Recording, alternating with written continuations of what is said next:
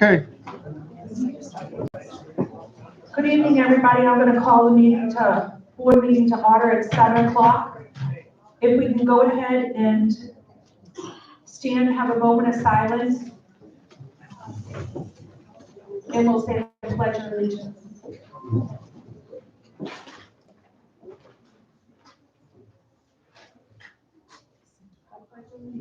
To the flag of the United States of America, and to the which stands one nation under God, indivisible, with liberty and justice for all.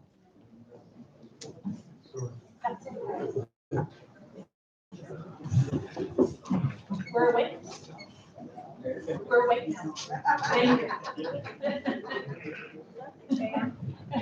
Was that our chair? Holy cow. No, it's not part. Oh, okay, all right. Okay, all right. Is there anybody taping? Val, is that you? Okay, thank you.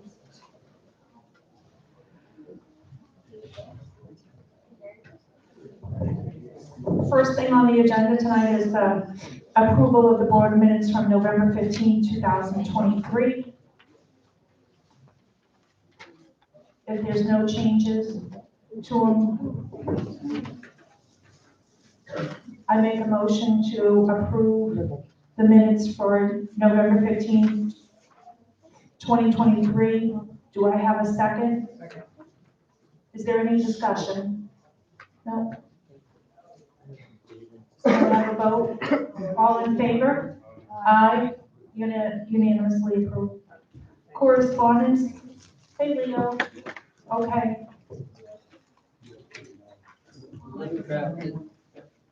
From Tracy.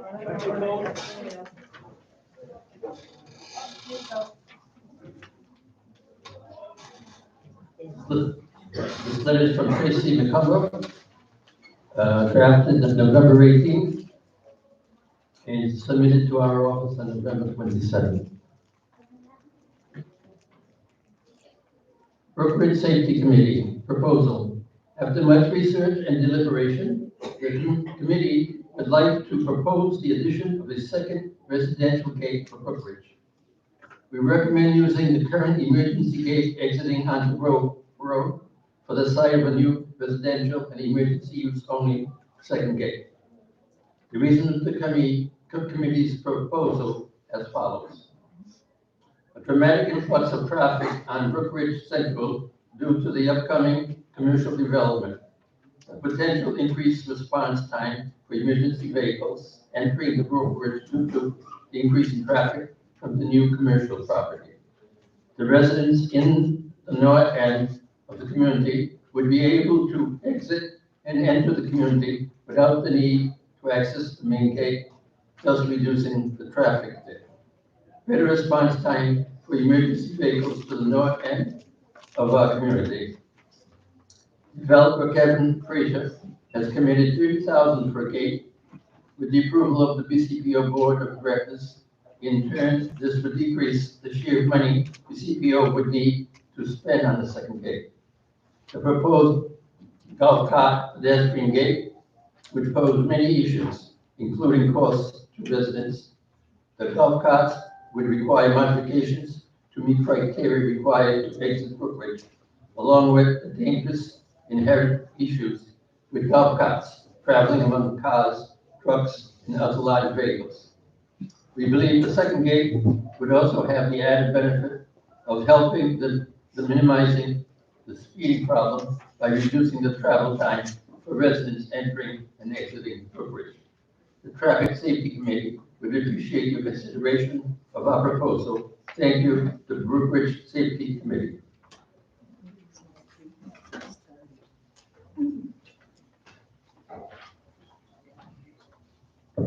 Tracy, did you have anything you wanted to add to this? No? Okay.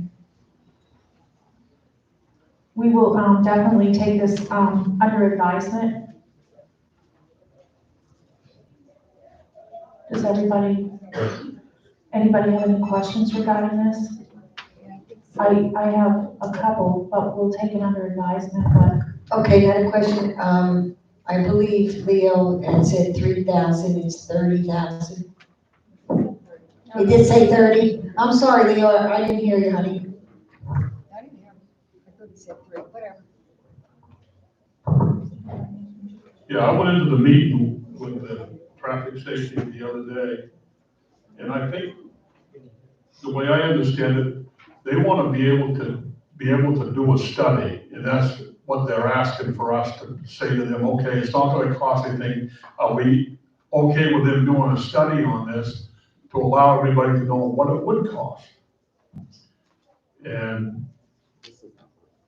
is that correct, Tracy? I didn't understand that right? Okay. And I think that's what we're going to discuss. so we want to track that stuff.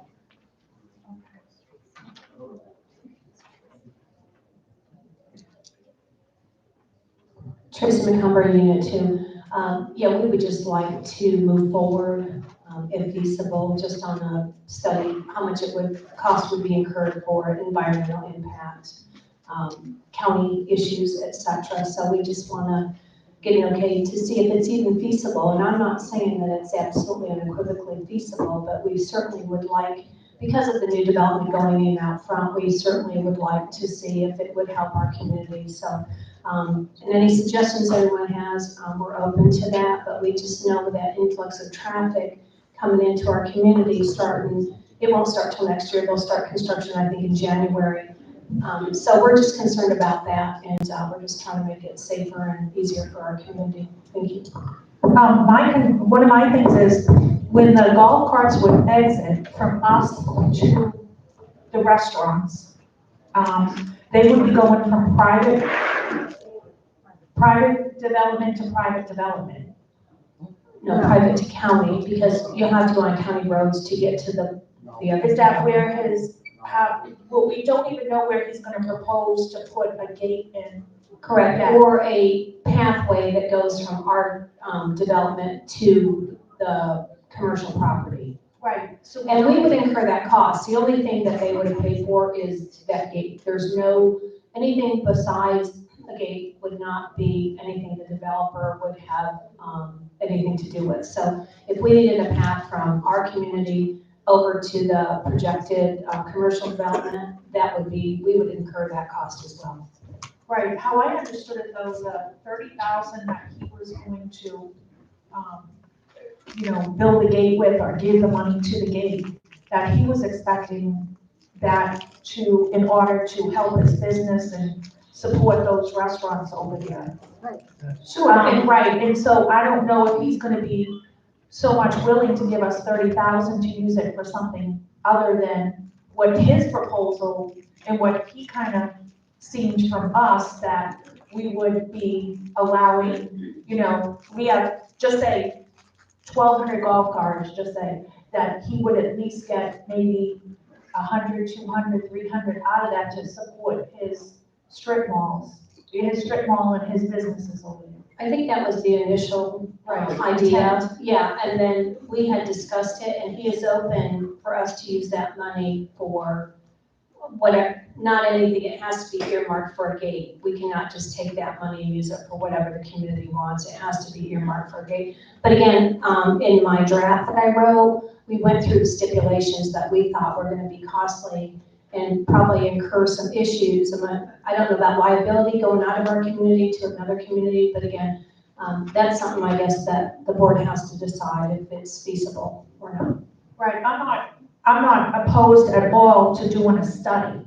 But my big thing is that this gate then would be around residents who live there.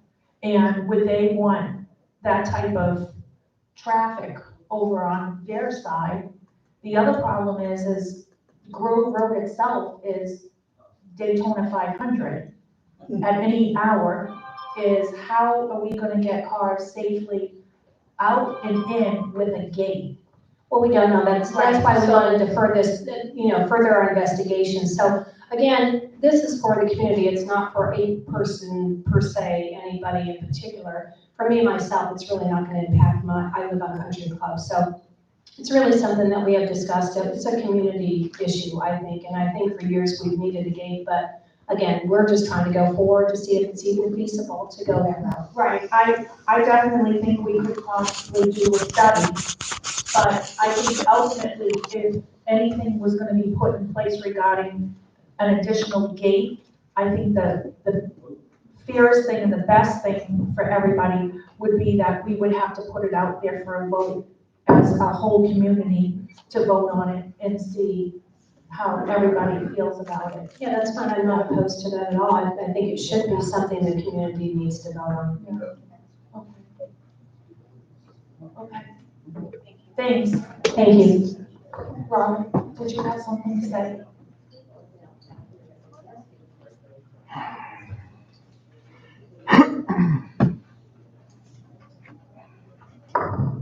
Robin Napier, Unit 3. Is this gate just for the golf carts, or is it for all access? No, how it reads on the, letter that, traffic safety wrote to us is that it would be an additional full residential gate Okay. and an exit and, right. And then it would have to be manned. Well, that's the other thing, or we have an automatic thing, but then that would be a whole nother study. Kind of like what we have now, right?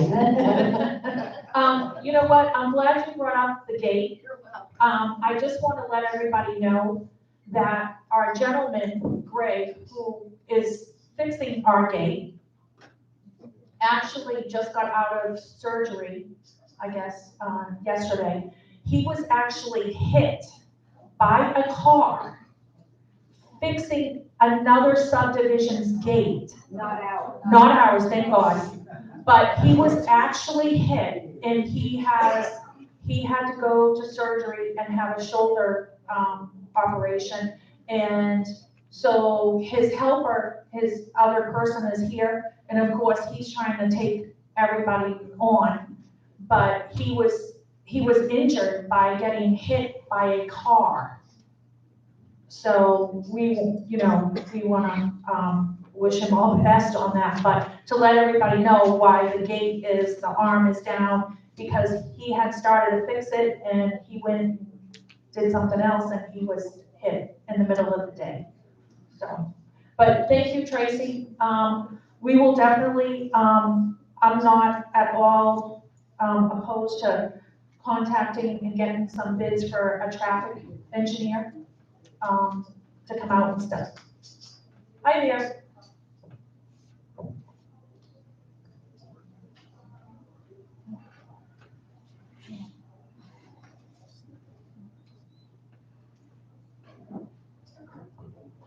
Good evening, my name is Steve Pasno. I was the former chairperson of the Brookridge Advisory Committee. And this is an issue that we studied at length, and there's some discrepancies that I would just like to point out. In the Traffic Safety Committee letter, nowhere in it does it says that they're asking for a study. It says they're proposing a residential gate and that they're proposing monies be transferred from this dedicated golf cart pedestrian bicycle gate. And there's some errors in that thinking that I would just like to point out. The traffic committee cited developer Kevin Frazier committed $30,000 for a gate. While this statement is somewhat true, the statement appears contorted to suit the traffic committee's interest in promoting the second gate for Brookridge. I personally led the discussions and negotiations with Mr. Frazier, and he agreed to fund the amount of the actual cost of the gate, allowing golf cart, bicycle, and pedestrian access to these businesses to the new development.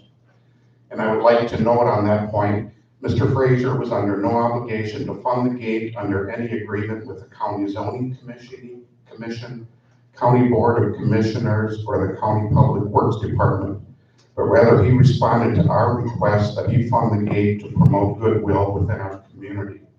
This donation was never initially intended for anything other than this gate. Furthermore, Mr. Frazier has never committed a dollar amount for this donation, such as the $30,000 cited in the Traffic Safety Committee report. but rather he committed to fund the actual cost of the gate, which is estimated anywhere between $20,000 and $30,000. The second point I would like to bring up is the traffic committee cited this proposed golf cart pedestrian gate would pose many issues, including costs to residents. I'm not sure about how this was worded, but the golf carts would require modification along with the dangerous inherent issues with golf carts traveling among cars, trucks, and other large vehicles. I can only imagine this paragraph is referring to golf cart headlight, taillights, etc. And this notion is simply not true. It has been continuously brought up to us by some people within Brookridge who are completely ignorant to the facts, but nonetheless freely throw out their uninformed opinions for gullible people to believe as truth. The actual truth is the County Zoning Commission, County Board of Commissioners, and County Department of Public Works have already approved this concept.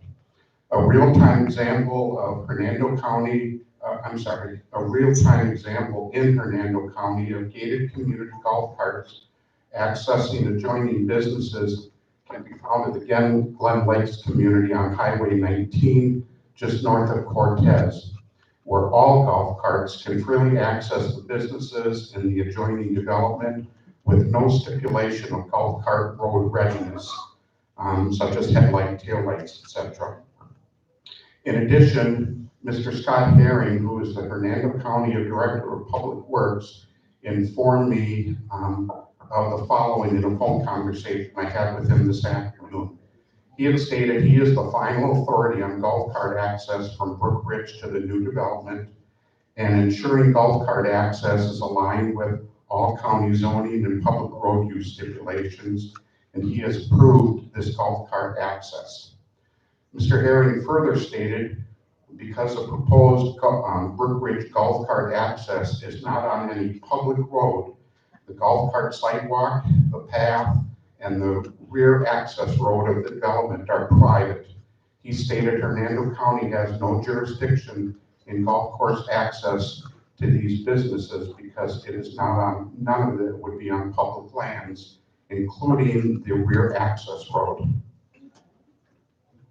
The next item, these Brookridge resident golf carts would not be traveling on a public road, but rather on a golf cart sidewalk, path, out of the gate, along the back of the new rear access road, and crossing the new rear access road at a 90-degree angle to the road at a designated crosswalk into the parking lot of the new development. The traffic committee further stated, the traffic committee report further stated, along with other dangerous inherent issues with golf carts traveling among cars, trucks, etc.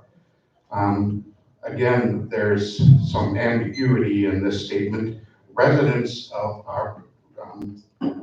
who have golf carts in Brookridge currently share the streets with cars, trucks, service trucks and their trailers, tractor trailers, carrying houses, tractor trailers making deliveries to the clubhouse and the golf course, walkers, bicyclists, etc. And this appears to be working fine. So I question, what are the dangerous inherent issues involved? Implication to redirecting these this donated monies. The board of directors, if the board of directors redirect these monies toward a second vehicle gate, the gate would force, to use the fund, this gate would force Brookridge BCPOBO directors to contend with and respond to the following issues. How would Brookridge residential golf carts access the new development business approved by all involved county agencies and the developer? The only feasible option would be the use of our current visitor exit and entrance gates, which would force the county to develop safe options, as Mr. Herring shared with us last spring, and those options would yet to be determined, but they would likely involve some type of managed crossing left over the incoming traffic to the new development. He stated that Brookridge could be held liable for those costs if the county is forced to develop an alternative plan for these carts to come in and out of Brookridge. I'm just about done here. This would also open up a brand new set of potential problems for the BCPO. Does BCPO have the authority to deny front gate exit or entrance of residential golf carts? And what are the legal implications? I'm sorry, your time. Okay, this isn't important enough to continue? No, not at this time.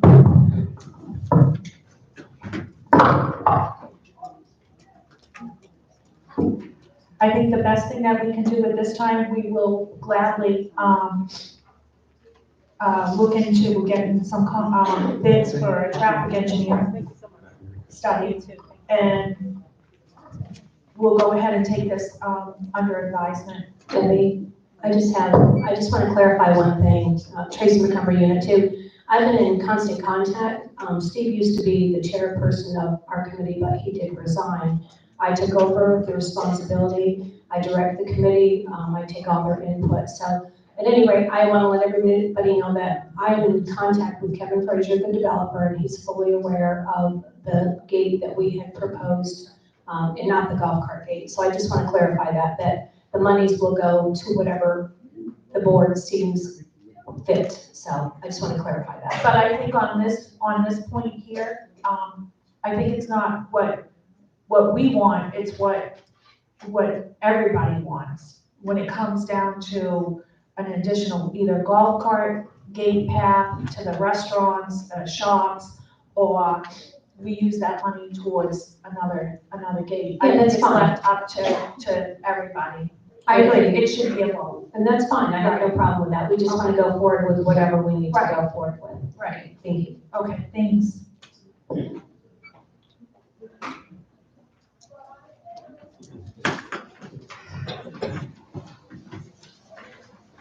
This letter was received December 4th. Forwarding, reserving room E, small group. Hello, Patrona. My name is Shawana Salings. I am a resident at 14808 Brookridge Boulevard. I spoke with you this past Wednesday, November 30th, 2023, regarding reserving room E on Thursday evening, starting February 8, 2024 through March 28, 2024, as I will be hosting a small group Bible study, Ladies with a Purpose. This group is open to ladies of all ages, from Grace World Outreach and those who do not attend my church. My small group will be from 6:30 to 8:30. I'll need the room to be set up by 5:30 p.m. as we discussed, in order for me to set up before the ladies arrive. Then transitioning into a Walkers with a Purpose group. This group is open to ladies and gentlemen 50 and over. Thursday evenings, keeping the same time, starting after April 4th and ongoing, as well as we will continue to meet on Thursday evenings for our small group fellowship. Ladies with a Purpose, February 8th, March 28th, all ages. Walkers with a Purpose starting April 4th and ongoing for ladies and gentlemen 50 to 70 of age.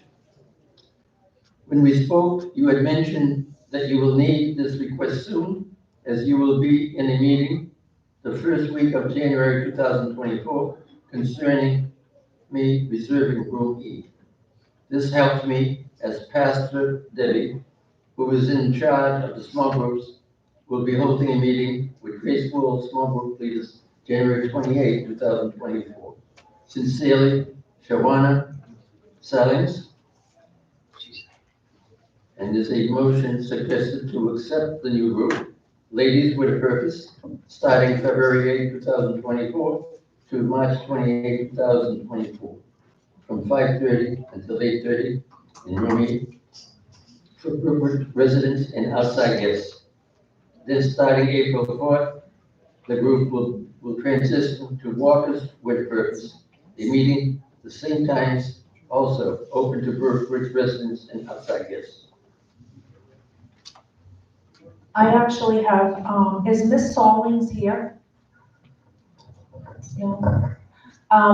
First off, I have two concerns.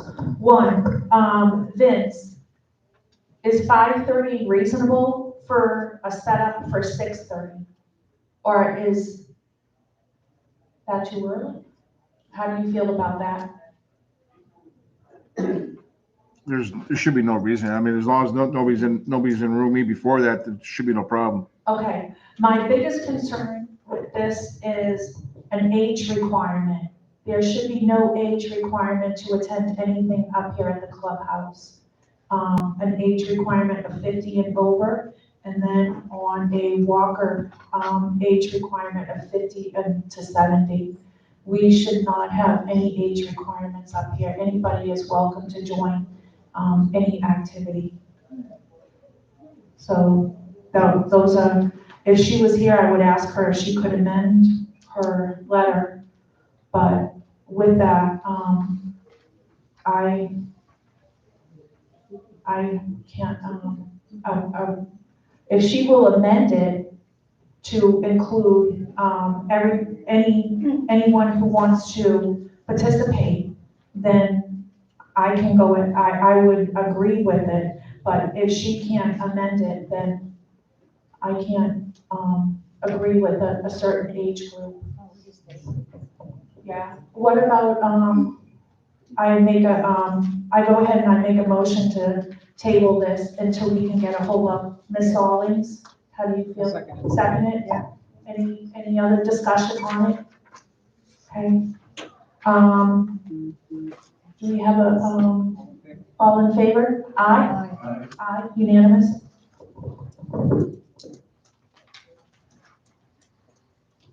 I just feel that it should be, anything that we have here should be open to everybody, no matter, if you're a resident here, you are able to, attend, so.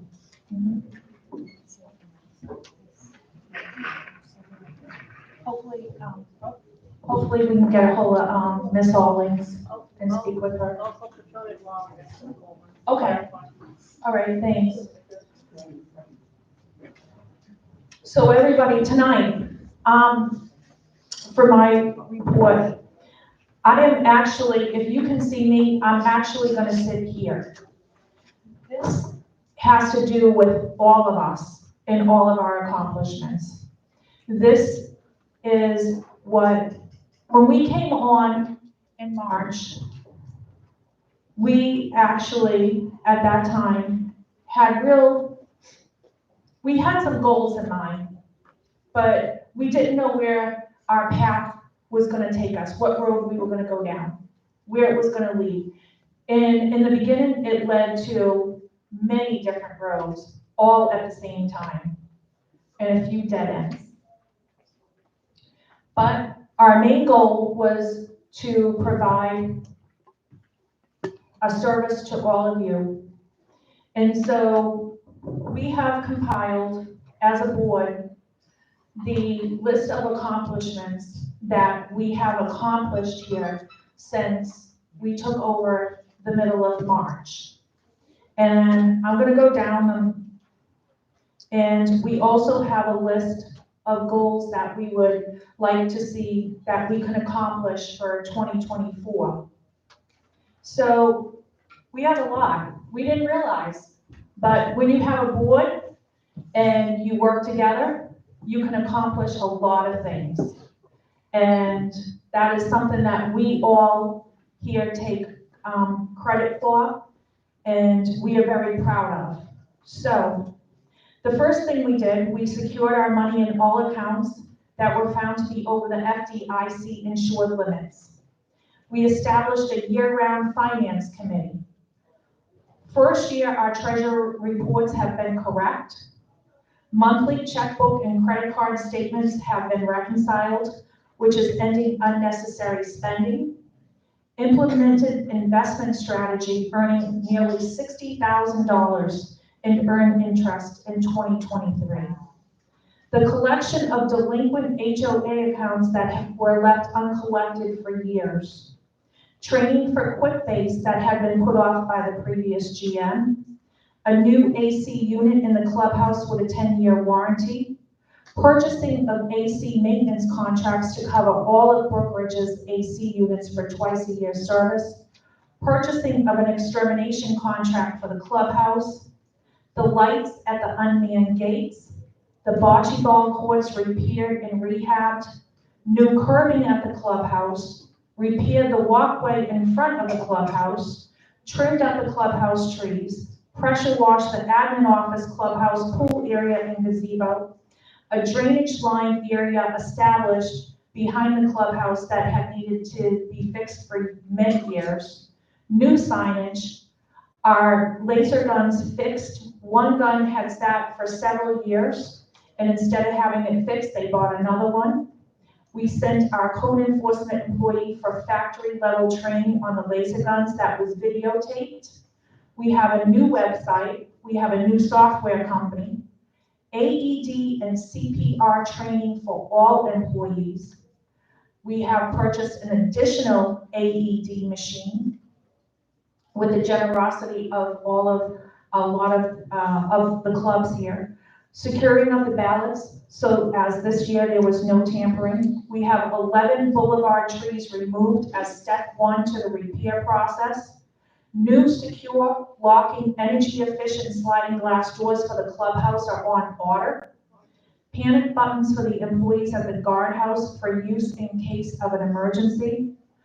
First in-service employee training, employee appreciation lunch, and a holiday lunch in a long time, and we needed to update our HR manual, which is an ongoing thing. A legal case from 6 years ago was settled for $41,000. We have worked very hard to improve employee relations. We no longer necessary to pay a sheriff to chaperone our meetings, and the ending of an employment contract with our previous GM. Our goals for 2024, milling and paving of the roads, electrical upgrades at the clubhouse that should have taken place years ago. We need to drain and acid wash the pool. We need to complete the purchasing of new pool equipment, installation of another AC unit up here at the clubhouse. We actually hope to be the first HOA to have an on-site physical therapist to serve our community. We desperately need a new accounting system that is extremely long overdue and outdated. Ending the contract with Gate Century and cameras at the unmanned gates. So we did not realize everything that we had been doing. And we finally sat down and we put it all on paper. And this is what we have accomplished so far. And we are looking forward to doing these goals and much more for 2024. But the biggest thing is we really want to thank each and every one of you for allowing us to serve you. That is the purpose of us being up here, and that is the sole purpose, is just to serve you as a community and make sure that what you would like to see from us, that we try and get it done with spending and being good caretakers of the money. So I greatly appreciate all of you. We want to wish you a very Merry Christmas, Happy Holidays, a very happy and healthy New Year, and we appreciate all of you for coming. So.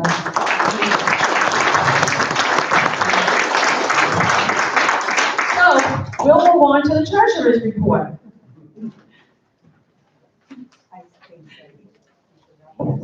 Oh, and yes, Robin, thank you. Oh, I'm sorry, Jim. One thing Robin reminded me, extremely important. We need to get on the calendar another ice cream social. So yes, I will definitely do that, Robin. Yes, thank you. That was good. For the Treasurer's report, I'll be very brief. Let me just give you the balances in the operating account, about $184,000. In the reserves, $2.6 million. The donated funds, $23,915. As Debbie said, we're at just about $57,000 in interest earned. We have the final, which would be the 10th of 10 payments for when you're moving money from operating to reserves. We're doing that, I believe, tomorrow. So that will be done. We also took, for those who may or may not remember, we took $91,000 from operating and moved that to reserves to cover the 2022 shortage. So we are fully funded. Quick question that came up, I see on YouTube. Were the purchases within the budget for 2023 that Debbie mentioned? For example, the air conditioner, the work that was done on the bocce ball court, the trimming of the trees, the work around the clubhouse, and yes, they were all within the budget. And as far as budget goes, we spent 92% of our budget with 1 month to go, so it looks like we're going to be under budget if the month holds out.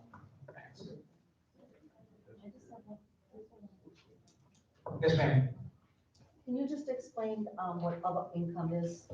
People have been asking, so I figured maybe you can just let them know. Off the cuff, I cannot. I'd have to go find what that would be. I believe it includes barcodes. I believe it includes pool passes. I believe it includes when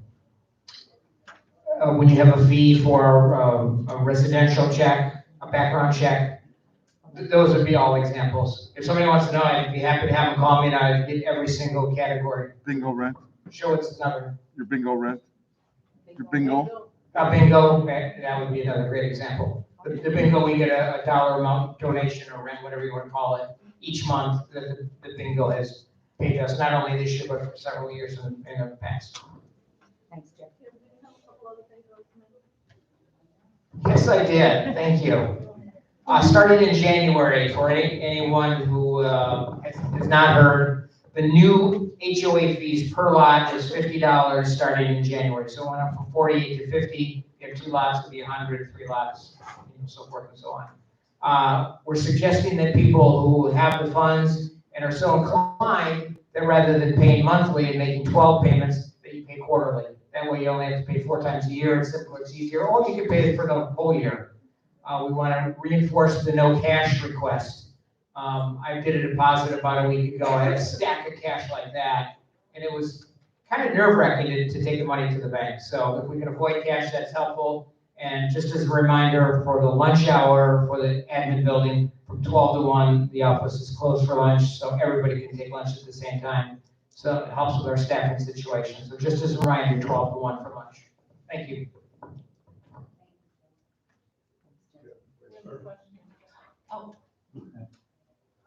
Yes, sir. If someone wishes to pay a whole year in time, is there a discount? There is not a discount, sadly.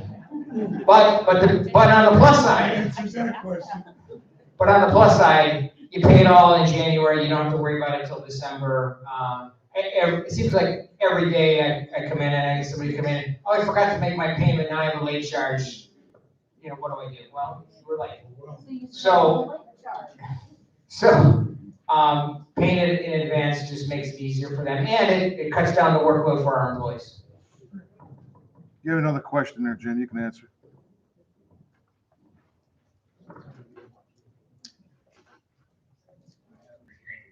The question is, Sandy Hook Unit 3, the road repair. You can't hear them. Can they use the mic? You can't hear that. Sandy Hook from Unit 3, the road repairs were budgeted for this year and used.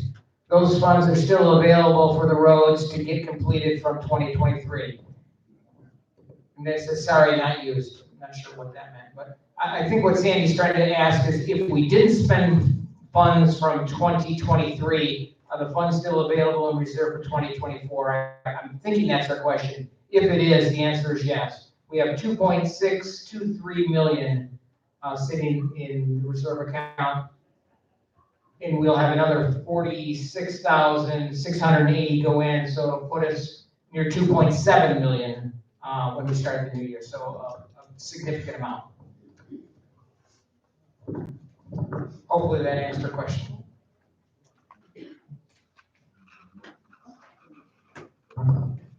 Linda Hartman, Unit 1. My question is, I have an automatic pay every every month for my HOA fee, that they take right from the bank. What is a procedure for anybody that has that to increase that from the 48 to the $50? I can answer that. If you have Brookridge taking it out directly, we call it ACH, I believe, Ms. Hartman, you do not have to make any changes.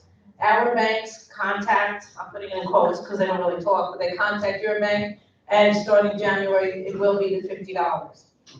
If some people have it, that if they have, I believe it's called bill pay or bill to go, where you set it up through your bank, you do have to contact your bank and say, please change this amount to $50. So if they send us a check, that check has the correct amount. But the ACH, like you have, Ms. Hartman, you don't have to worry. Did I answer your question? There is no work to be done, okay. Do I have to do anything? You ma'am do not, no, you're on what we call ACH and you're fine. Okay, thank you. One final thing, for those who look at our website, there's a financial documents section. In that section is a copy of the treasurer's report that's been, for this month it's there. There's a copy of the CD portfolio where all of our 27 CDs are listed. Who are they with, what's the dollar amount when they mature. There's also a balance sheet so you can see on the first of the month, what were the balances in Brennan Bank, Cap City, Regions, Truist, all those financial institutions. So feel free to go there. I try to keep it very current, so take a look at it, please. The next thing is the tennis and the pickleball court. I know Jim, the two ladies, the pickleball people and the tennis people, they did have a letter that they wanted to read. They had an agreement. Do you want to let them do that first, or you want to go? Okay, Cindy? Is the, do you have both letters or just both? Okay. Is there anybody here from pickleball? Oh, they're all here. Oh, okay. All right. Did you want to get up after and read your? Okay. All right, Cindy. And just to let everybody know, we had, me and George had met out on the tennis courts with both groups to come to an agreement on use and you know, I guess the lines and where things are gonna go. Both groups have agreed, and they have an email that they had sent to us. They want to read the email. It's an agreement between the both groups. So we'll let Cindy, if you can go first, and then we'll let the other group. And it's just that they want it on the record and on the minutes. Correct? All right. All right, Cindy Seaver, Unit 1. Here's the email from the Brookridge Tennis Club. On 11/19/23, the Brookridge Tennis Club, the Pickleball Club, and 2 Brookridge board members, Debbie Cole and George Clare, met to discuss and determine whether or not to propose to the board 2 more pickleball courts onto the tennis courts here in Brookridge. The proposal was to add 2 more pickleball courts in between current tennis courts. And at the board meeting, it was stated there would be no more lines on the actual tennis courts. After measuring, it is determined it will be necessary to add more blue lines onto the actual tennis courts, 6 inches inside of both courts, both of the tennis courts on each side. The tennis club members and research from other tennis clubs shared that adding more lines to the tennis courts is very distracting and will cause safety issues with our residents playing tennis. Despite those concerns, the group agreed to submit the request to the Brookridge board to add 2 more pickleball courts, cost to be determined prior to the next board meeting and vote. After the new pickleball courts are painted, there will be 6 pickleball courts and 2 tennis courts on our existing courts. Per our agreement, there will be no more requests to add pickleball courts to the tennis courts, and the board has agreed to not allow more pickleball courts to be painted onto the tennis courts. The goal of the entire group is to build new courts to accommodate both groups in a safe manner. The tennis club has also requested that I ask Jim Westbrook of the Brookridge board to recluse himself from voting or commenting on this issue, as he has stated he is a pickleball player. His comments and votes are a strong conflict of interest to the Brookridge community. The tennis club membership also requests that in the future, out of respect for all people utilizing the tennis courts, all modifications and changes to the tennis courts here at Brookridge are discussed directly with the membership of the tennis club and or any other clubs or persons utilizing that Brookridge property prior to being submitted to the Brookridge board. The leadership for both clubs have agreed to continue to communicate with each other on an as-needed basis. Respectfully submitted from me. And we do want to say, we love that pickleball is doing so well and that they are a good group and they're having lots of fun. We just don't want lines all over our courts. Thank you.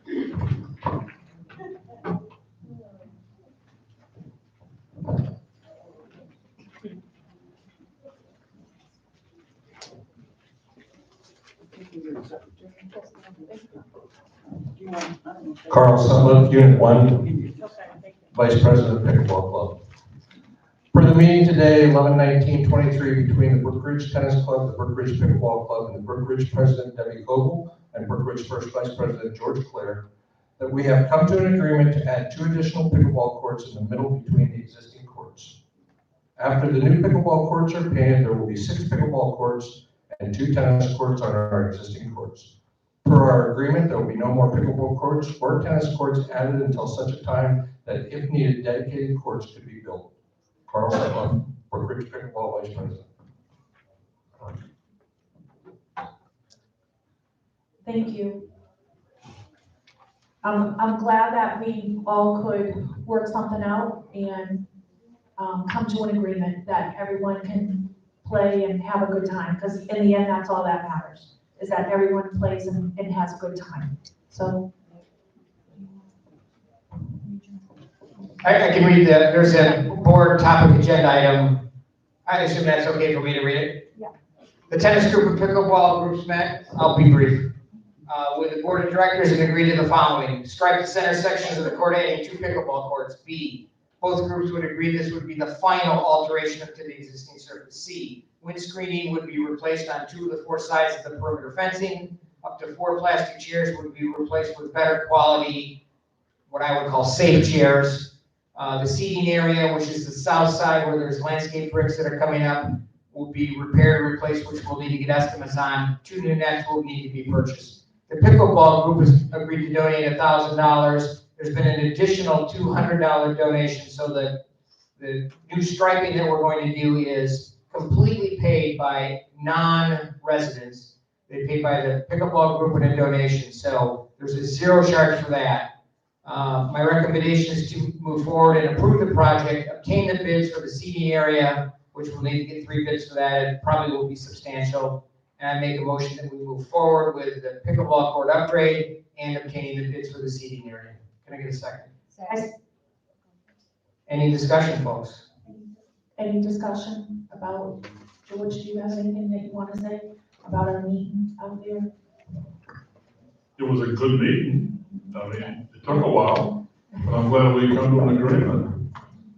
And let's move forward. Okay, all right. Go. All in favor? Aye. And I'm voting not voting or present or whatever the term is. Abstaining at their request. Passes 4-0. Okay.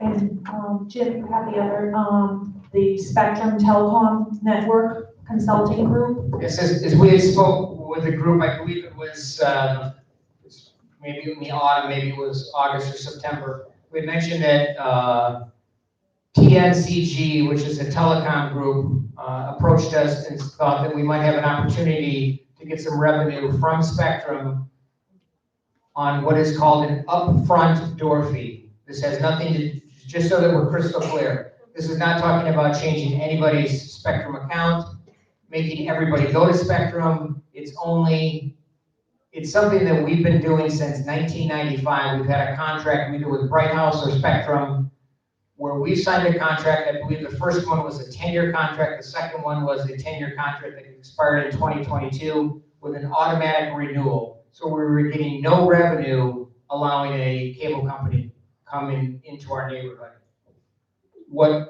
They're currently negotiating for several $1,000s for us to allow Spectrum to be in here for the next 10 years. It is something, again, as just as a clarification. If, for example, this gentleman doesn't have Spectrum, he doesn't have to have Spectrum. It is clearly not a bulk agreement where everybody has to get Spectrum. So if you want a satellite dish, you get a satellite dish. And there's quite a few choices, just so people know. The phone choices are AT&T, Verizon, T-Mobile, DirecTV Stream. The satellite choices are DirecTV, Dish Network, Starlink, and HughesNet. And the internet choices are Bluestream, Hotwire, and Summit. So there's like 11 choices there for non-Spectrum companies. We're going to probably sign a contract hopefully before the end of the year. And again, it's a substantial amount of money that would come into the community that could be used for roads, new roofs, new air conditioners, any upgrades. So it's a great opportunity. The folks from the Telecom group believe that we've missed out on some huge opportunities where we could get some upfront door fees, that's per unit that's available, as well as some complementary accounts, and those could go in the clubhouse, the admin building, the guard shack, the public works building, and possibly even the golf course. I have to check on that. It may or may not be an option for us. So, and the company that's doing that is charging us a 5% commission for that fee. So we get $100, they get $5. We get $1,000, they get $50. So I'm suggesting that we go forward with this. I'm sure there's going to be questions. So any questions, please feel free to ask. We need a second first. Second. Thank you. Second. Are there any questions from the audience? Yes, sir. Or no? Apparently not.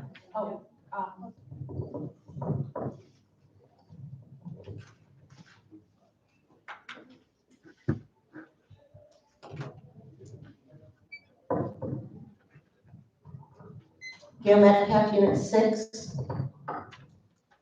I'm not sure, so this Telecom Network Consulting Group, what are they going to get for this? And this is something that we used to have, and we haven't had for 2 years. If you could just explain that a little bit more. Right. In the past 20 years, there's been contracts, originally with Bright House Network, and now with Spectrum, that we agreed to allow them to come into our community, and they gave us essentially nothing, other than a few complimentary accounts, looking back at the old contracts. The contract expired in 2022 with Bright House and then Spectrum, and it was automatically renewed as the terms of that contract. So we're getting zero revenue for allowing that cable company to come into our neighborhood. What is Telecom going to get for that? If we get some money, some revenue from Spectrum, and again, it's not forcing you to use Spectrum, it's only allowing them to continue their operation. What they're trying to do, obviously, is keep out Hotwire, Bluestream from our neighborhood.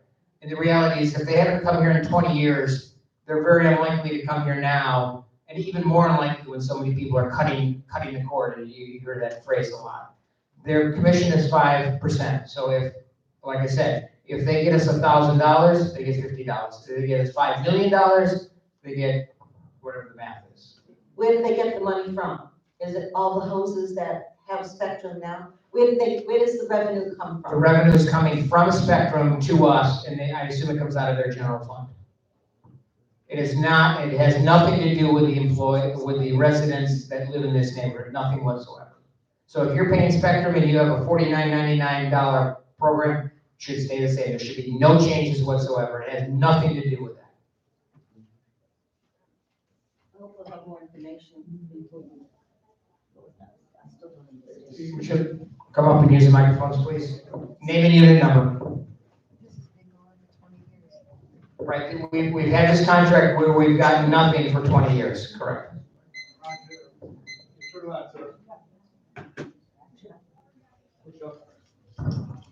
Yeah, Roger Bedard, Unit 2. If I own a company and I'm realizing $100 profit a month from my coming in this place and using, how can I say this?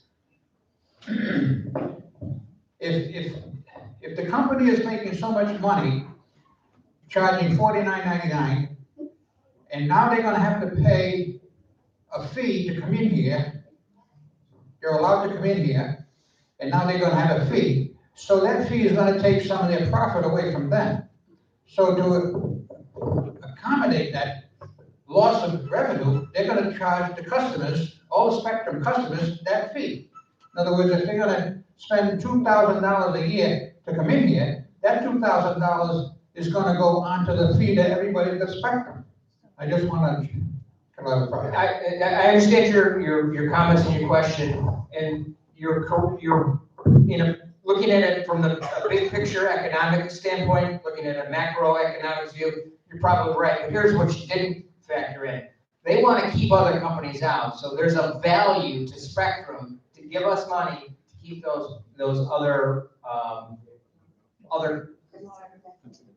competitors out of the market. And again, with so many choices, and I just read you 11 of them, I'm sure there's more. If your bill goes on Spectrum from 49 to 149, you can always switch to Dish Network the next day, and they know that, so they're not going to raise that. Just think about it from a business perspective. If you raise the price too high, people are going to bail out. People are already wanting to cut the cord. So I think it's a reasonable concern. In this case, I don't believe that's an accurate concern. Yes, ma'am. Linda Hartman, Unit 1. Again, now, back when they were having these 10-year contracts with Bright House and Spectrum, we talked one time at Sam's about having a dish put in. And they said, where do you live? Gave my head, oh, you live in Brookridge. We can't go into Brookridge. Now, if we do this with Spectrum, does that mean Verizon, AT&T can't come in? It's gonna be only Spectrum. If you want any cable or anything, you have to have Spectrum. No, if you want Dish Network or DirecTV or Starlink or HughesLink, you can push a satellite.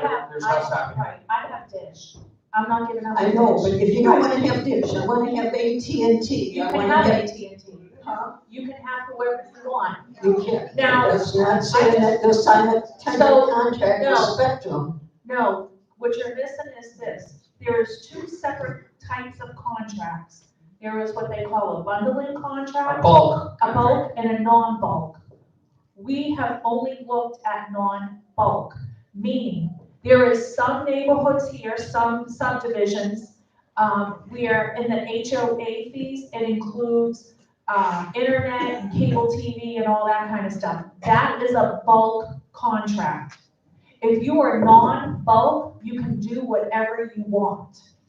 So if you want to And use that is all that we are looking at. Just use AT&T or Verizon, you're welcome to do that. With a 10-year contract with Spectrum, I can't do anything else, so, okay, thank you. No, wait, that's not true. If we sign a 10-year contract, you can go with whoever you want. If we sign a bulk, then that creates an entire different relationship. And we have said from the get-go, we are not doing that. And there's the two separate contracts. And you can get whoever you want, you can do whatever you want, you can put up an antenna on your house. Yours would be the non-bulk. Correct. There is two very specific contracts. Okay. Right. There is some neighborhoods that are being built where they say, oh, we can get to this, say, I'm just saying $39 rate for 10 years or whatever. That's because they signed a bulk contract. And that is only one bill that goes to the office, and they have to submit one bill, one payment to, just say Spectrum or AT&T or whoever it is. You get your own bill here, you buy and you do whatever you want, whether you want internet or not. And again, there's a door fee per door, and there's also the complimentary account. So the clubhouse, the admin building would get essentially free internet and TV. Yes, ma'am. Barbara Germany, Unit 4. Does this allow other cable companies to come into our facility? It does not allow them to come in and put a cable network in. Currently there's a cable network built in our neighborhood, and that's what Spectrum's trying to keep up. That's the problem, because those other networks are offering good coverage and better prices than what Spectrum's doing. So we're biting our own butts. I believe if they have the technology through a phone line, I believe they can come in, they just can't come in and put a what I call a cable network in, where all the structure of that network. Mr. Ross?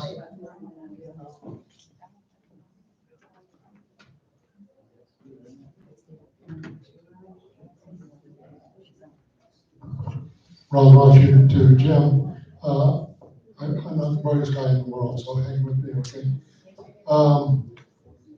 They can't come in and put another example. AT&T is expanding their fiber optics, okay? Which requires in most cases for them to lay lines for fiber optics. So if this is done, what I heard you say was Spectrum would do this to keep out competition. AT&T, if they wanted to lay fiber optics, would not be allowed to because we've got a contract with Spectrum.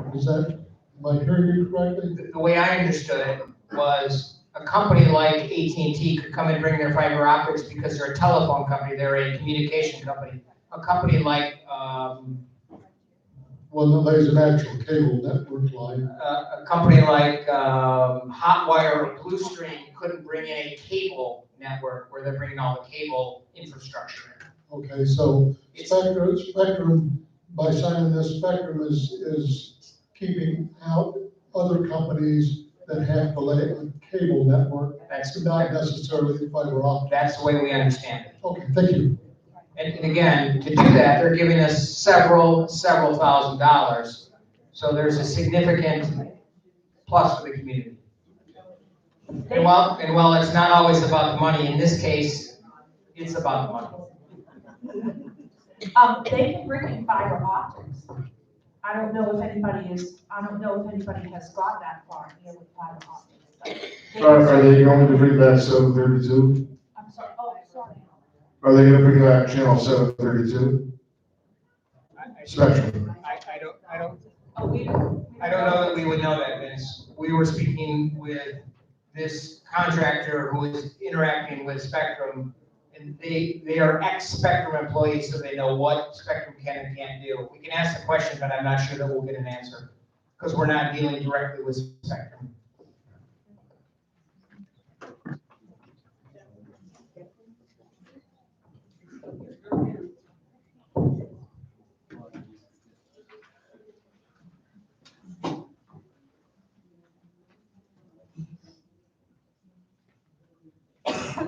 Gail Metcalf, Unit 6. Ron and I must be in the same boat because I'm not quite understanding it either.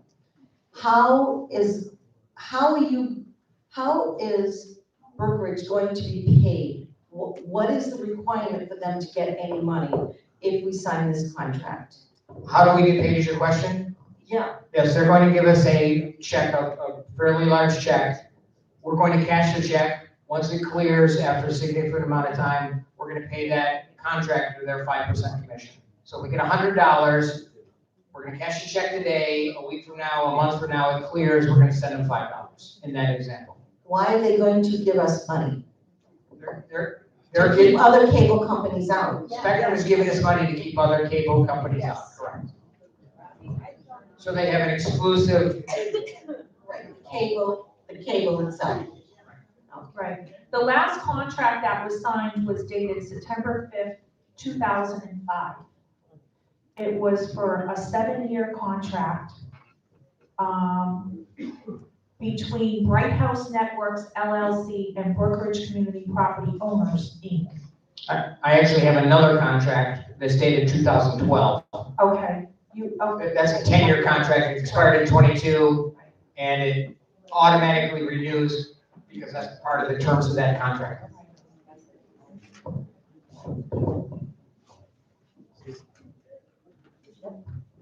Richard Price, Unit 6.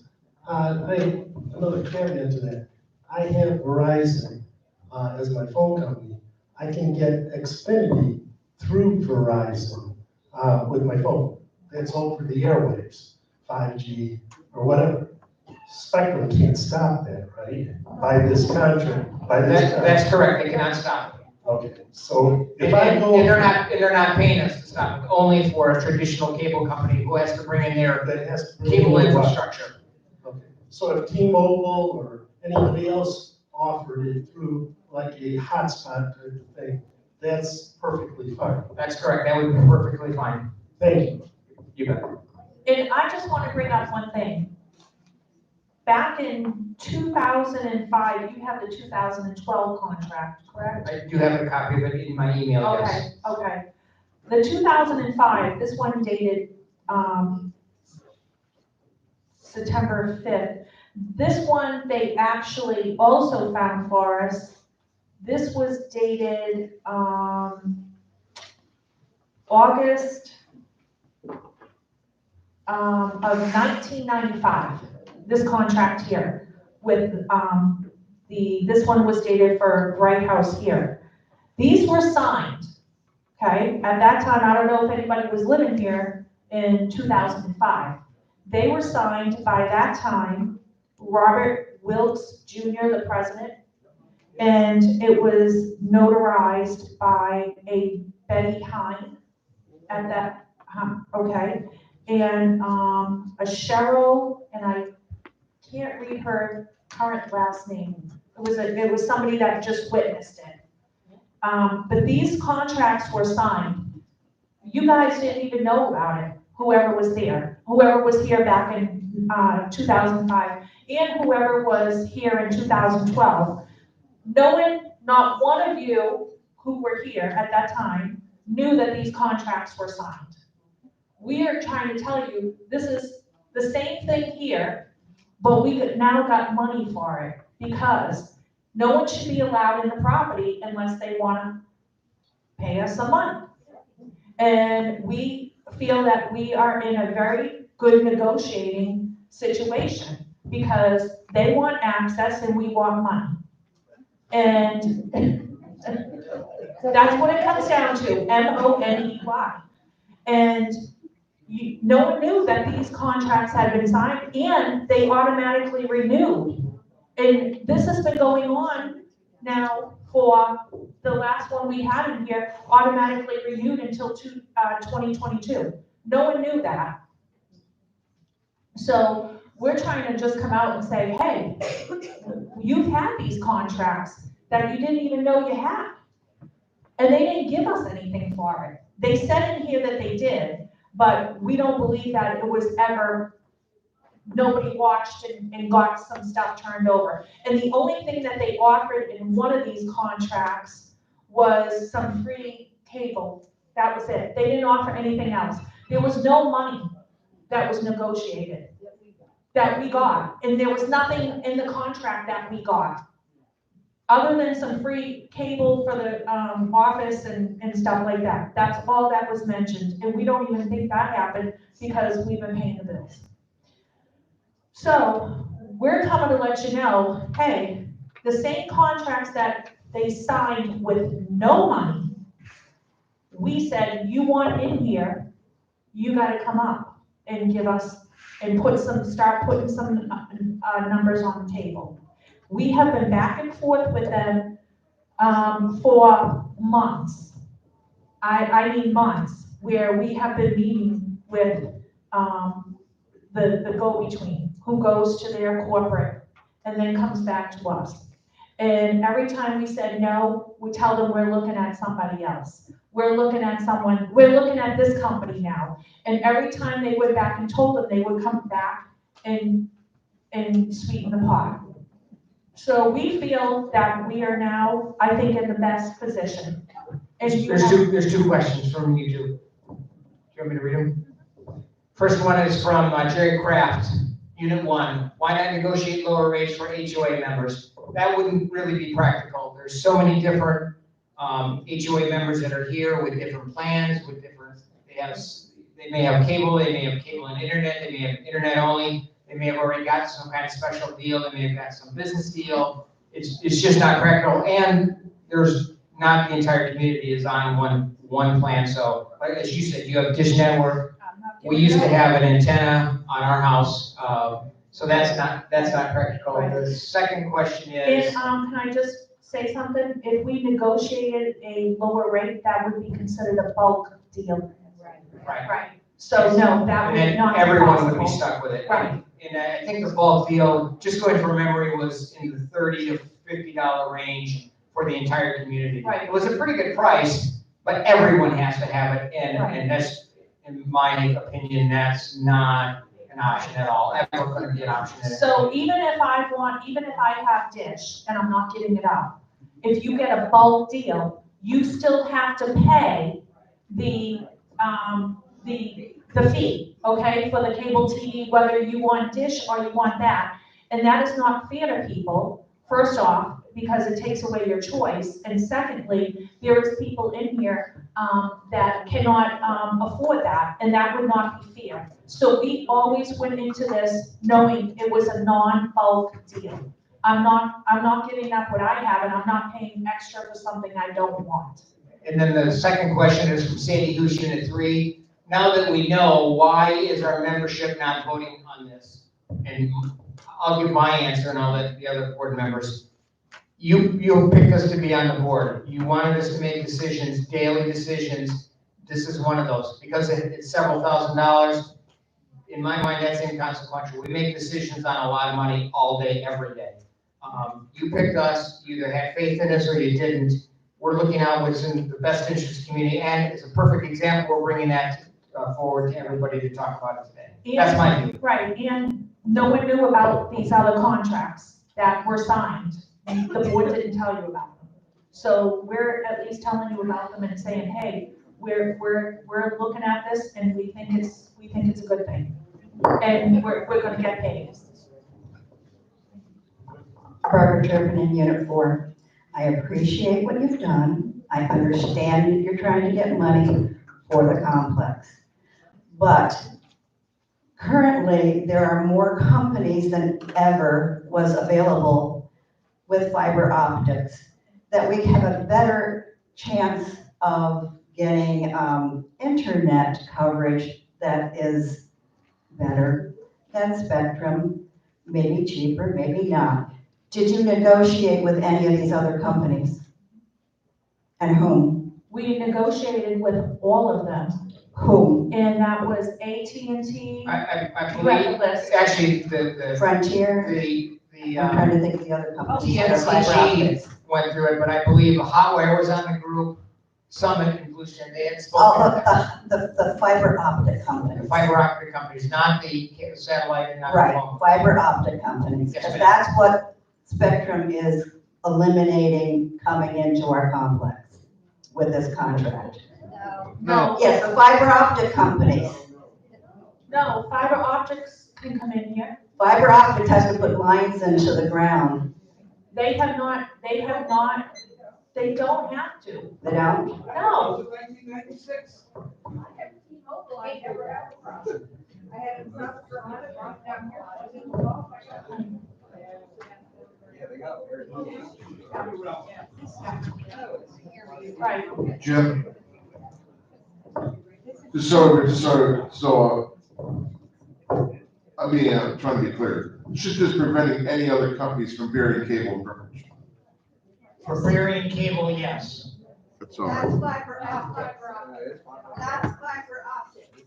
Okay, well, I guess we're, I'm sorry, but we need to have order. Please show decorum. Thank you. That is,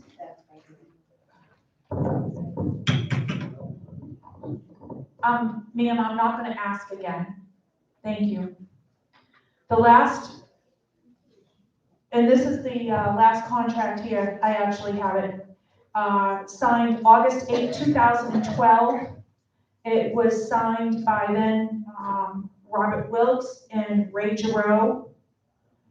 Betty Hine also signed this too. And this is the last contract that was signed, and there we got nothing in here, nothing. So, except for some free cable stuff that we don't believe ever amounted to anything. We have negotiated with, a lot of the companies had come to us and asked us, but if we want to negotiate better rates, we can do that, but that's a bulk agreement, and we're not going there. We do not want that, we're not. We made that decision perfectly clear, straight up front, from the first moment that they came in and met with us. The community just won't support that bulk idea, and I wouldn't support it either. So, you want yes. Go ahead. So I make a motion to accept the contract received from Spectrum Telecom Network Consulting Group. Do I have a second? Second. Okay, all in favor? Aye. Okay, unanimous.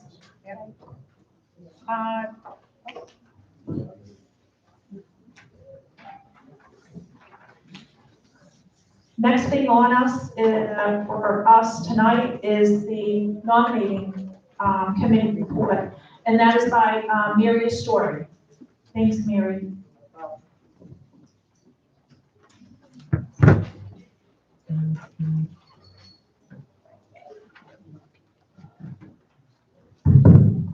Mary Story, Unit 6. The nominating committee met on Thursday, December 14th of 2023. We were given 7 applications to fill the vacancies on the board of directors. All 7 were validated and reviewed by the committee in accordance with Florida Statute 723.4 for eligibility to run as candidates for the board of directors. It was a unanimous vote, 5 to nothing, that all candidates were eligible to run. The candidates are as follows: Millie Bernier, George Clare, Rich Feast, Thomas Fryman, Mark Keller, Catherine Lane, and Linda Walls. There are 4 vacancies that will be filled on the board, creating a 7-man board. The 3 candidates receiving the highest number of votes will receive a term of 3 years. The next highest candidate will receive a term of 1 year.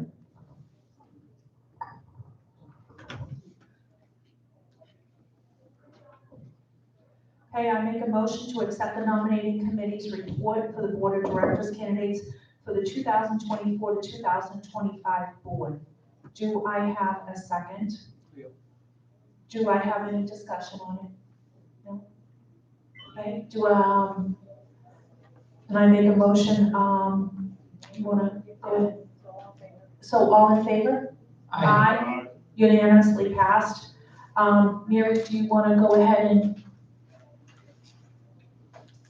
draw, is it not? We're going to draw the names. The names are printed on the ballot in a random manner. They're not alphabetically. So would you pick one name out there, please?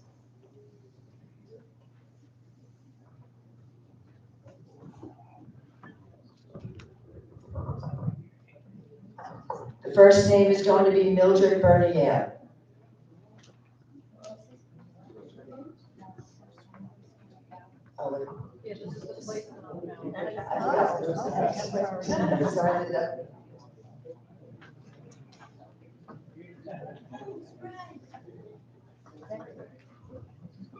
Second name appearing on the ballot will be Linda Walls.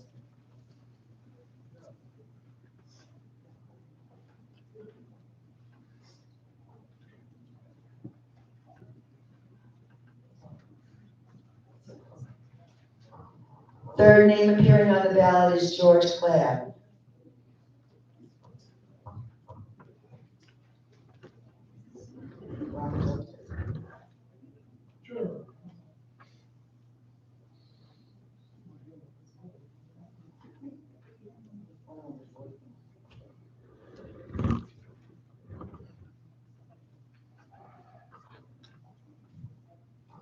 Fourth name will be Richard Feast.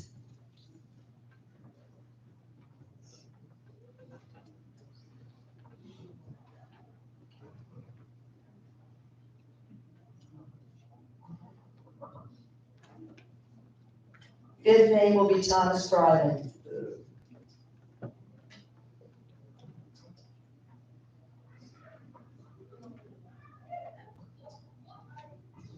Sixth name is Catherine Lane.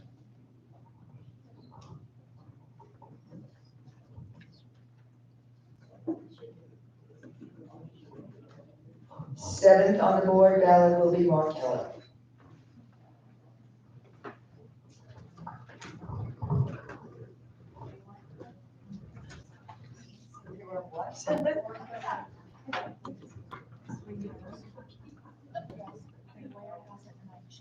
Thank you, Mary. Thank you, Mary. Thank you, Mary. All right. Thanks, Mary. No problem.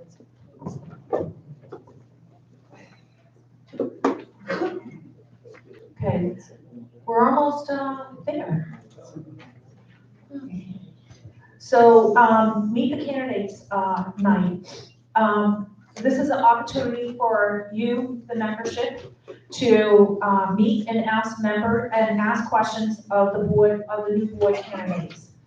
So originally, this meeting was a little further down in January.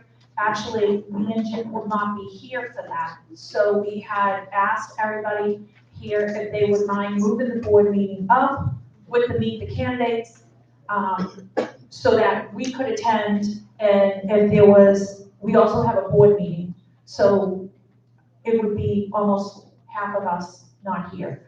So it was just to move the meeting to January 10th. So I just want to make a motion to approve meet the candidate night for January 10th, 2024, after the regular board meeting.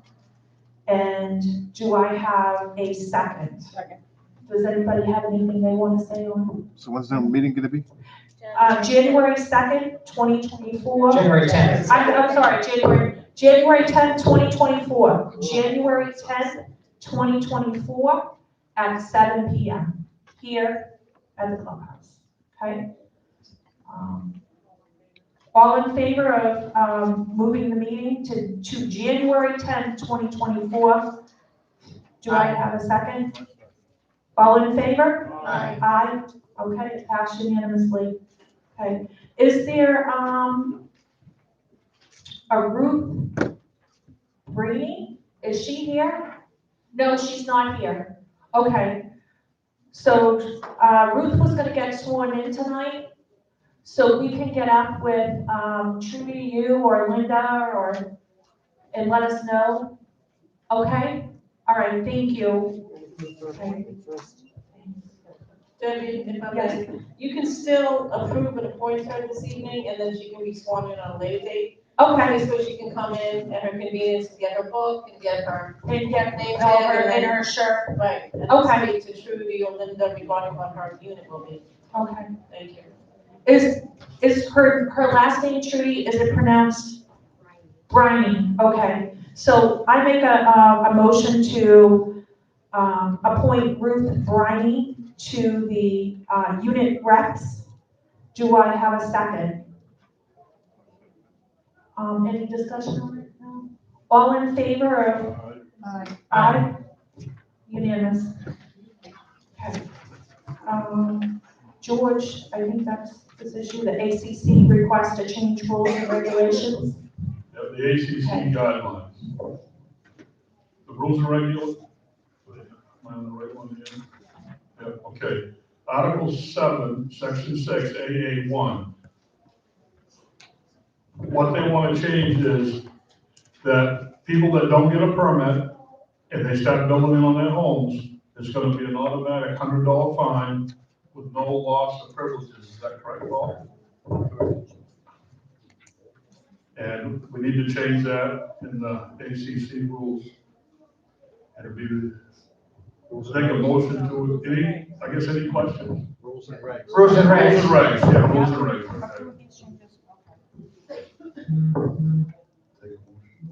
You want to make a motion? I make a motion to accept the changes, the rules and regulations to Article 7, Section 6, AA1. Do I have a second? Leo? Any discussion on it? No? All in favor? Aye. Unanimous? Okay.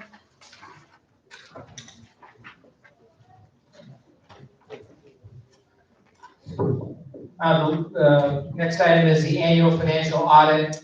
The last meeting that was brought to our attention that we had submitted a contract to Affinity CPA firm for $8,700, and that is for an audit for year 2022 and also year 2023, as well as $225 for the 2023 tax preparation form that we need. The recommendation is to approve that company to perform those audits at that fee of $8,700 for the 2 audits and $225. On a personal note, it was brought, I believe it was Mary, brought to my attention that, as well as the entire board, that we should have done this first. We did it backwards. Yes, I would agree with that. I take full blame for that. I should have been smarter and I should have done better.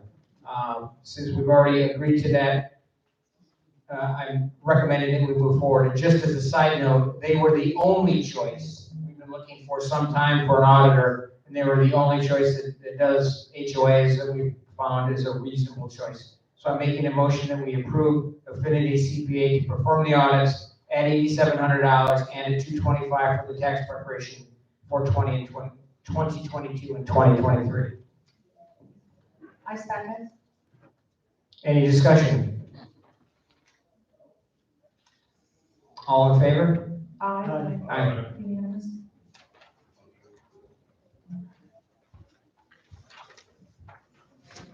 Okay.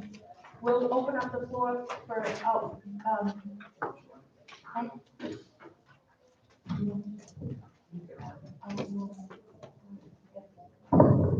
One of the items from old business came last week. There was a question about a suspension for resident Gail Metcalf. That suspension was lifted. It was voted on at a Friday closed-door meeting with the board. The board vote was 5-0. The request was that the suspension was under 720. The phrasing was that it was a reasonable time. The board agreed with that. We agreed to lift the suspension, and at this point, resident Gail Metcalf is just like any other resident. And then one other unfinished business. I'd like to talk about this. I don't think that we agreed to anything on this. We were asked. No, we agreed to it and we voted for it. I didn't agree, so there we go. At any rate, the suspension is lifted and we're moving forward. For the lady in row 5, she asked a question last week. I'm sorry, I didn't get your name. Barbara. She asked, have you updated the nominating forms? And yes, I went and did that. So those new forms, when someone fills out a nominating form, it will have the phrasing that it talks about 720, I think it's 309 or 609, whatever the exact number is. But we updated it so it says, are you a full-time resident? And it tells that any owner can run for the board. So that's been updated. I thank you for bringing it to our attention as well. Yep, thank you. I thought we were gonna table this until the January meeting. That's what we asked. And why did we have to bring it up again tonight?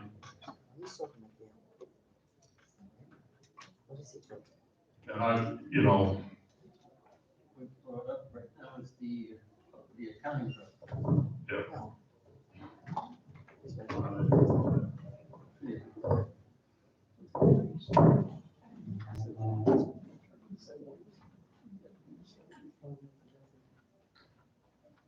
I'll open it up for member comments. Val, I see you walking down. Okay.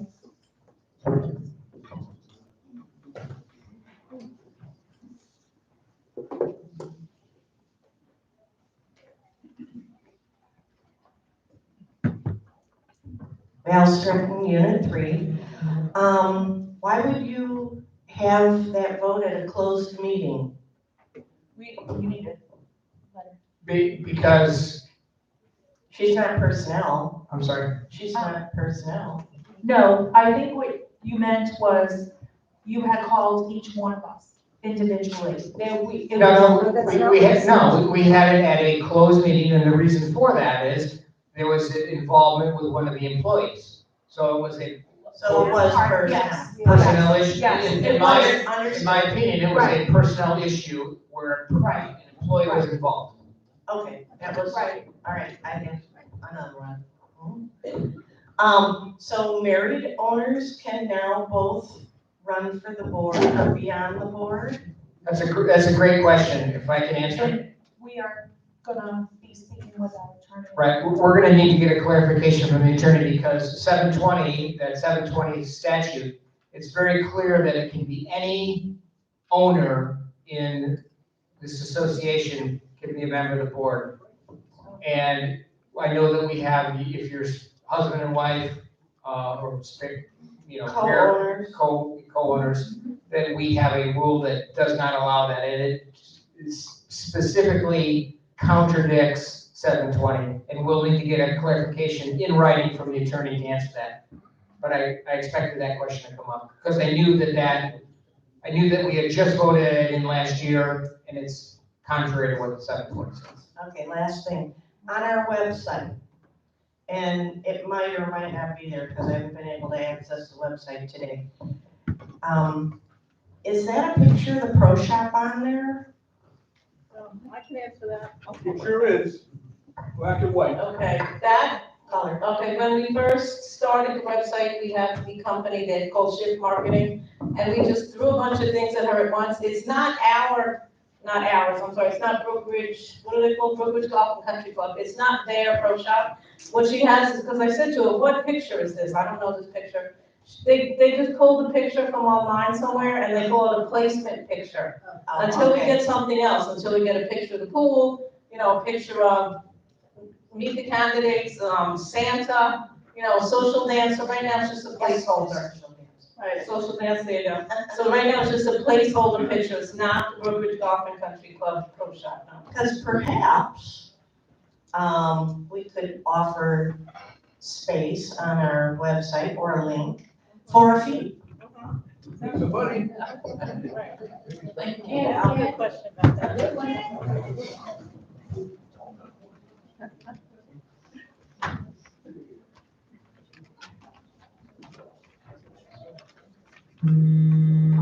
Mary Story, Unit 6. Jim, I just want to clarify that I understood something you just said correctly. You said you went into the office and you updated the forms, and they now read that any owner can run for the board of directors. Was that the wording you just said to us? I believe I put in there pursuant to 720, and I put in word for word what 720 said. You're welcome to look at it after the meeting. I've got it on my computer. But you guys didn't vote on making that change. That was the change that was tabled as of last meeting. Because the questions came up at last meeting, what can of worms we were opening by changing the wording to the owners. You did not take a vote on that. No, I So don't believe we did, but that matches what 720 is. Having that you have to be a full-time resident contradicts 720. It's crystal clear, 720. There's no ambiguity in it. And there's also a section that starts in 723.4 that says your articles of incorporation and your bylaws can set forth the eligibility requirements for someone to run as a director. So it doesn't necessarily have to go by Florida statute. That is in Florida statute 720.3, 723.4. So I think perhaps we kind of jumped the gun by putting on a form, all owners can run without thoroughly investigating what that's actually going to mean to the development. Well, why don't we do this? We're gonna be sending some question and answers to the attorney. We'll put that on the list. Since nobody's gonna fill out a nomination form for almost a year, we've got some. Right, that's what I'm just saying, but I think we need to let the residents know that that information is not correct on that ballot at this time because you guys did not actually vote on that. Thank We you. don't have any ballots out right now. We're not gonna be having anybody fill it out, so we'll straighten it out first. But still, it's to make the statement, to be clear, Oh, Ron?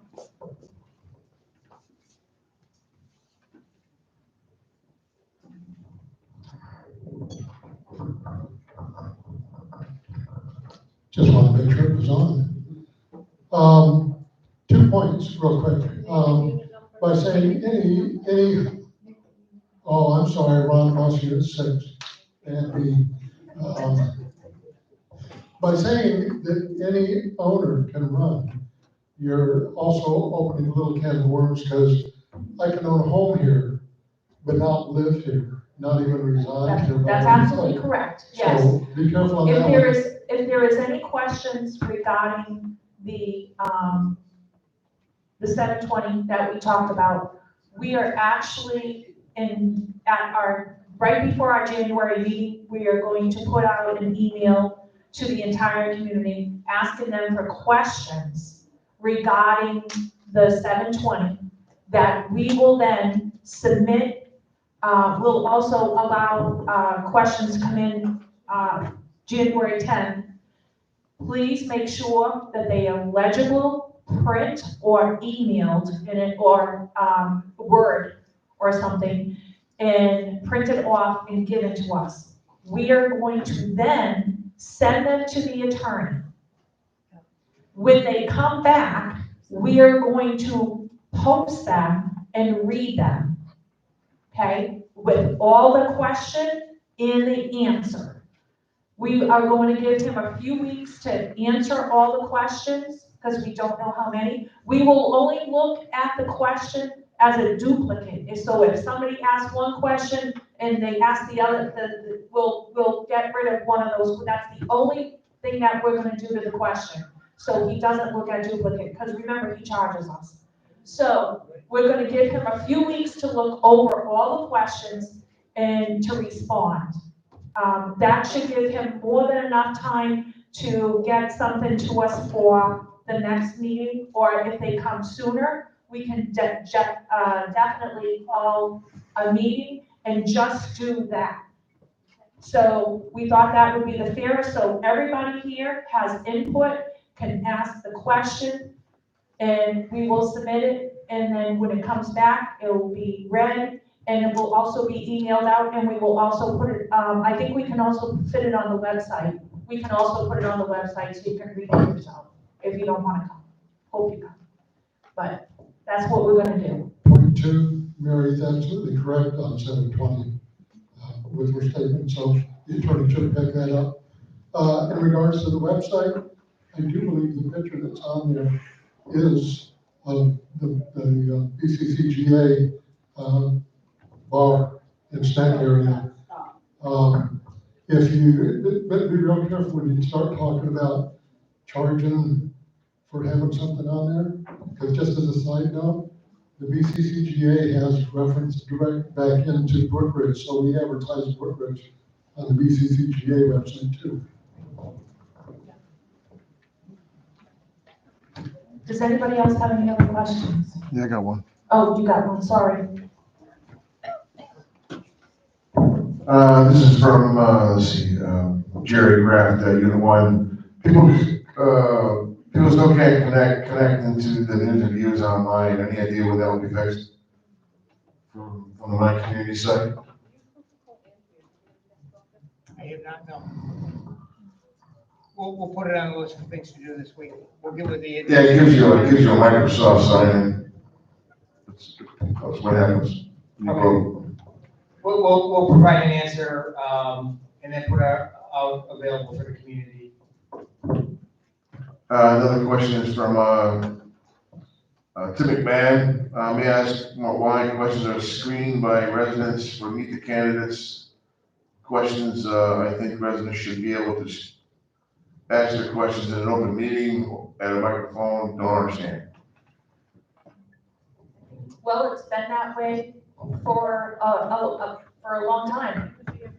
Yeah, if we had every resident asking a question, we have, a lot of times we have duplicate questions just from people being here. So I think to get them down, plus we have 2 moderators that we need to give them an opportunity to read the question between themselves and to see if they have a question on the question. They may not understand what the person's asking, so it gives them enough opportunity to go through and in all fairness, for them to be prepared to ask the question. It's just out of courtesy to our moderators who are volunteering their time to come up here and meet the candidates with the questions. You have anything else, Vince? No? Okay, so with that, I would adjourn this meeting. I really want to wish everybody a very Merry Christmas, Happy New Year. Please be safe and don't have too many refreshments. We want to see you back here next year. We really do. Okay, Mary, before you leave. Yeah, this one's January. Yeah, it was